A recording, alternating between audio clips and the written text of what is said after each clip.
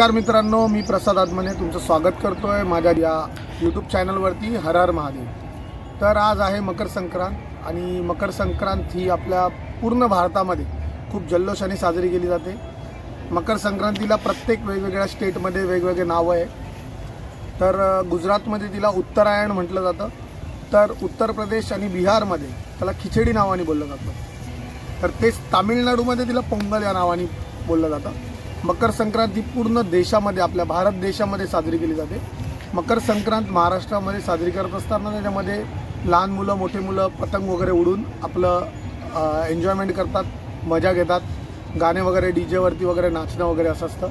पण या मकर संक्रांतीच्या मागे काही शास्त्र आहेत आपल्या हिंदू धर्मामध्ये, ते शास्त्र मी तुम्हाला सांगण्यासाठी आज तुमच्याकडे आलेलं आहे। तर मकर संक्रांतीमध्ये आपण तिळगुळ वाटतो, तिळगुळ घ्या गोड गोड बोला असं आपण बोलतो नेहमी। तसंच तीळ हे आपल्या पाण्यामध्ये टाकून आज आपण सगळ्यांनी आंघोळसुद्धा करतो। तिळाच्या बाजरीची भाकरी बनवतो, त्याच्याबरोबरच तिळगुळामध्ये तीळ आणि गूळ हे एकत्र केलं जातं, म्हणून त्याला तिळगुळ असं म्हटलं जातं। तर आजचा जो हा सण आहे मकर संक्रांत, याला खगोलशास्त्रामध्ये पण काही चेंजेस होतात, काही बदल होतात, त्यामुळे मकर संक्रांती जानेवारीच्या 14 आणि 15 तारखेला केली जाते। खगोलशास्त्रामध्ये काय चेंजेस होतात, तर सूर्य हा दक्षिणायनमधून उत्तरायणमध्ये जातो, त्यामुळे मकर संक्रांती साजरी केली जाते। सूर्य हा शनीचे वडील आहेत असं म्हटलं जातं आणि आज ते धनु राशीमधून मकर राशीमध्ये प्रवेश करतात, त्यामुळे त्यांना मकर संक्रांत हे नावाने बोललं जातं। मकर राशीच्या हिशोबाने मकर संक्रांत हे बोललं जातं आणि मकर राशीचा स्वामी हा शनिदेव म्हणून मानलं जातं। तर अशा प्रकारे आपण मकर संक्रांतीचं एक महाराष्ट्रातलं छोटंसं एक उदाहरण घेतलं। तसंच महाभारतामधले जे भीष्म पिता होते, त्यांनी सुद्धा आजचाच दिवस, ज्या दिवशी सूर्य हा उत्तरायण ज्या दिवशी झाला त्याच दिवशी त्यांनी त्यांचा देहत्याग केला, ही एक सुद्धा कथा मानली जाते। त्याचप्रमाणे ज्या वेळेला समुद्रमंथन झालं होतं, याचा जो एक रेफरन्स जो येतो, एक आपल्या समुद्रमंथन जे स्वर्गामध्ये समुद्रमंथन झालं त्याच्यामध्ये पण एक हा रेफरन्स आहे की अमृत ज्या वेळेला निघालं समुद्रमंथनमधून, जे अमृत निघालं ते अमृत राक्षसांच्या हाती नको लागायला, म्हणून भगवान विष्णूंनी मोहिनी नावाचं एक अवतार घेतला होता। तो मोहिनी नावाचा जो अवतार घेतला होता त्याला बघून ती मोहिनी अवतार इतका सुंदर होता की महादेव सुद्धा त्या मोहिनी अवताराला बघून मंत्रमुग्ध झाले। तर त्यावेळेला महादेव त्या मोहिनीच्या कडे इतके मंत्रमुग्ध झाले की मोहिनी आणि महादेव या दोघांमधून एक बालक जन्माला आलं। त्या बालकाचं नाव स्वामी अय्यप्पा स्वामी म्हणून त्या देवाला मानलं जातं। त्यांचं मंदिर केरळमध्ये, आणि ते पुढे कसं नावाजलं गेलं मी त्याच्या बाबतीत तुम्हाला थोडक्यात सांगणार आहे। तर अय्यप्पा देव जन्माला आले, पण स्वर्गामधले सगळे देव म्हटले की आपण हे जे बाळ झालेले आहे हे अनैसर्गिक आहे, हे नैसर्गिक बाळ नाही आहे, कारण की विष्णू भगवान हे सुद्धा नर आहेत, त्यांनी फक्त रूप मोहिनींचं घेतलं होतं, आणि भगवान महादेव हे सुद्धा नर आहेत। तर या अनैसर्गिक बाळ म्हणून स्वर्गामध्ये त्यांनी त्याला स्थान दिलं नाही, त्या अय्यप्पा स्वामींना स्थान नाही दिलं। मग महादेव खालती पृथ्वीवर आले आणि पंबा नदीच्या किनारी, केरळमध्ये जी पंबा नदी आहे त्या पंबा नदीच्या किनारी त्यांनी त्या बाळाला सोडलं। त्या पंबा नदीच्या किनाऱ्यावरून बाळाला सोडल्यानंतर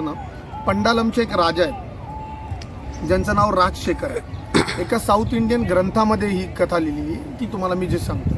तर पंबा नदीच्या किनाऱ्यावरनं पंडालमचे राजा राजशेखर हे तिथून जात असताना त्यांना ते बाळ त्यांच्या नजरेस मिळालं। तर त्यांनी आजूबाजूला बघितलं की छोट्या एवढ्याशा बाळाला कोण सोडून गेलं असेल, तर ते स्वतः जे राजा आहेत, जे राजशेखर जे नावाचे जे राजा आहेत, त्यांना कोणतीच संतान नव्हती, आणि ते किती वर्षांपासून महादेवांचा तप करत होते की महादेव मला पुत्र प्राप्ती व्हावी किंवा एखादी संतान व्हावी म्हणून। तर त्यांना असं वाटलं की याच्या आजूबाजूला कोणीच दिसत नाही, त्यांनी त्याला उचललं आणि महादेवाचा एक आशीर्वाद म्हणून ते त्याला घरी घेऊन गेले।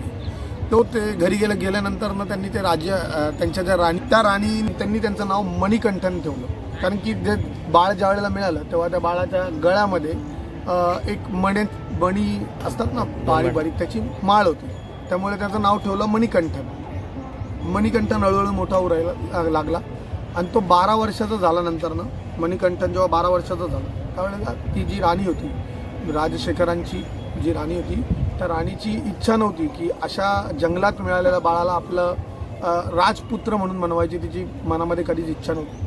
मग तिने नाटक केलं की मी आजारी आहे, माझी तब्येत बरी नाही, आणि त्या आजारीच्या नादामध्ये तिने मणिकंठन तिला भेटायला आला. तर तिने सांगितलं की माझी तब्येत बरी नाही आहे, मला वैद्यांनी सांगितलेलं आहे की वाघिणीचं दूध मी पित नाही तोपर्यंत मी बरी होणार नाही. तर मणिकंठन लगेच तयार झाला की नाही, माझ्या आईला त्या दुधाची गरज. हा लगेच निघाला जंगलामध्ये आईसाठी दूध वाघिणीचं दूध आणायला. पण तो दूध आणायला जात असताना त्याची आई खूप खुश झाली की आता हा दूध आणायला चालला 12 वर्षाचा मणिकंठन, वाघीण काय याला सोडणार नाही. पण जंगलात गेल्यानंतर मणिकंठनचा एक वेगळ्याच संकटाच्या समोर मणिकंठन उभा राहिला. त्याच्या समोर उभी होती एक महर्षी नावाची राक्षसी. जी राक्षसीन महिषासूर जो राक्षस होता त्याची बहीण होती, आणि महिषासूर राक्षसाला दुर्गादेवींनी मारलं होतं. आणि त्या रागामध्ये ती महर्षी स्वर्गामध्ये आणि पृथ्वीवरती खूप प्रचंड प्रमाणामध्ये म्हणजे हे करत होती, अस्तव्यस्त करत होती सगळ्या गोष्टी. त्यावेळेला महर्षी जेव्हा त्याच्या समोर आली तर महर्षी समोर आल्यानंतर महर्षीने त्याच्यावरती वार केला. वार केल्यानंतर त्याला मणिकंठन थोडासा बिचकला अचानक महर्षीने वार केल्यानंतर. पण त्या वाराचं प्रत्युत्तर तुरंत लगेच मणिकंठननी दिलं. आणि मणिकंठननी जेव्हा वाराचं प्रत्युत्तर दिलं तर त्यावेळेला मणिकंठनला स्वतःच्या ताकदीची एक बोलतो ना आपण, त्याला समजून गेलं की माझी ताकद काय, मी कोणी साधा नाही आहे, माझ्यामध्ये ताकद आहे खूप मोठी, मी वेगळा काहीतरी व्यक्ती आहे. आणि मणिकंठननी बघता बघता लगेच तिला प्रत्युत्तर दिलं आणि थोड्याच वेळात महर्षीचा वध हा मणिकंठननी केला. तर महर्षीचा वध केल्यानंतर त्यामधून एक स्त्री बाहेर पडली जिचं नाव होतं मल्लिकापुरम. तर मल्लिकापुरम ही जी स्त्री होती तिने सांगितलं की मला एका ऋषीमुनींनी शाप दिला होता की मी या महर्षीच्याच शरीरामध्ये राहील आणि मी तोपर्यंत बाहेर नाही येऊ शकत जोपर्यंत या महर्षीचा वध न हो. आणि या महर्षीचा वध हा 2 नरांच्या पासून जन्मलेल्या मुलाकडनंच होईल.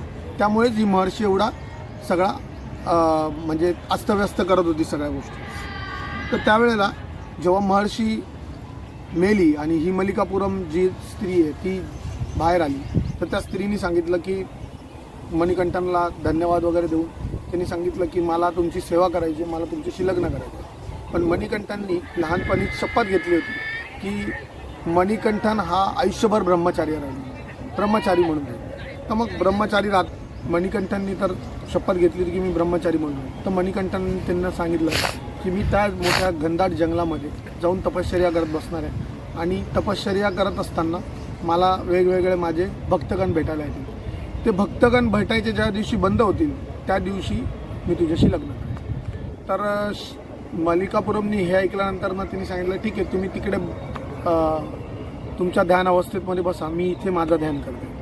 तर त्याकरता शबरीमाला हे जे मंदिर आहे ते तिथूनच थोडंसं पुढच्या अंतरावरती केरळमध्ये, त्या मंदिरापासून थोडंसं अगोदरच्या साईडला. तर मणिकंठन ध्यान अवस्थेमध्ये बसून घेतले. तर मणिकंठन जेव्हा ध्यान अवस्थेमध्ये बसले तर याचा एक जोड आहे तो रामायणाशी सुद्धा आहे. त्रेतायुगामध्ये जेव्हा राम शबरीशी भेटून त्यांची जी भक्त शबरी तिच्याशी भेटून जेव्हा जात होते तेव्हा त्यांना मणिकंठन हे ध्यान अवस्थेमध्ये दिसले.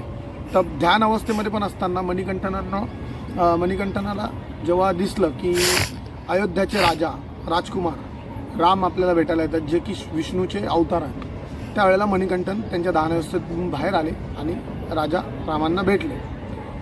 तर ते ज्या दिवशी भेटले त्या दिवशी होती मकर संक्रांत. तर आजसुद्धा त्या मंदिरामध्ये आकाशामध्ये जेव्हा पूर्व बाजूला मकर ज्योती नावाचं जेव्हा नक्षत्र आकाशामध्ये दिसतं त्यावेळेला मकर संक्रांत ही मकर वेलिको नावाने तिथे साजरी केली जाते.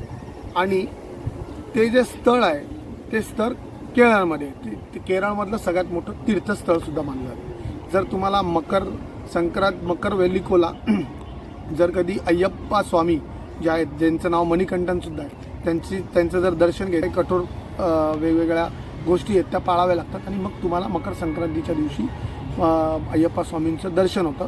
आणि अय्यप्पा स्वामींचं दर्शन घ्यायच्या अगोदर एक त्यांचा भक्त होता ज्याचं नाव सेंट वावर नावाचं त्यांचा एक भक्त आहे ज्याची मस्जिद आहे तिकडे, तो मुस्लिम समाजाचा होता.